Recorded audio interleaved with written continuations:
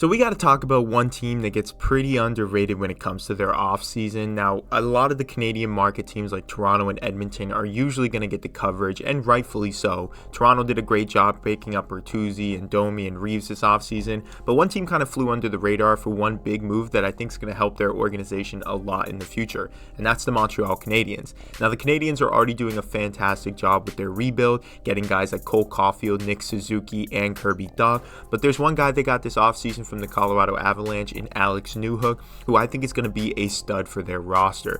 Now, this team clearly isn't going to be winning championships anytime soon, and they'll probably finish 8th in the Atlantic Division, but that's not a big problem for Montreal because they're in it for the long run. They pick up David Reinbacher to help with their blue line, something that I think they desperately need, and this addition of Alex Newhook strengthens their forward grouping even more. I mean, if you're a Montreal fan, you should look at this guy and say he was one of the future players that the Colorado Avalanche was going to build around, and you got him for literally nothing.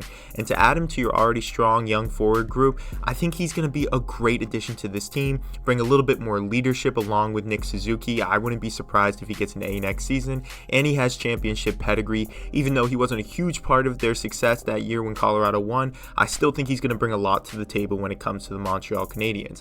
And I know that the Eastern Conference is stacked this year, so don't have super high expectations for this year, but I would say 5 years down the line, you're going to have a team that is heavily competitive and racing for the Stanley Cup. Montreal does have a few issues though. Hopefully Reinbacher can fix a little bit of their blue line problems, and I think they do need to address the issue in net. I don't know if Montembeault's going to be the answer for them, with Carey Price potentially retiring and Jake Allen kind of being your other guy at the moment. I do think you need to address that hole, but I think it's something you can fix, whether it's in free agency or later on in the draft like most teams have done. Maybe if a guy like Jeremy Swayman becomes available from Boston, you could try to capitalize on that if they move on from him, or maybe another young guy that comes up in the league. You'll just have to wait and see.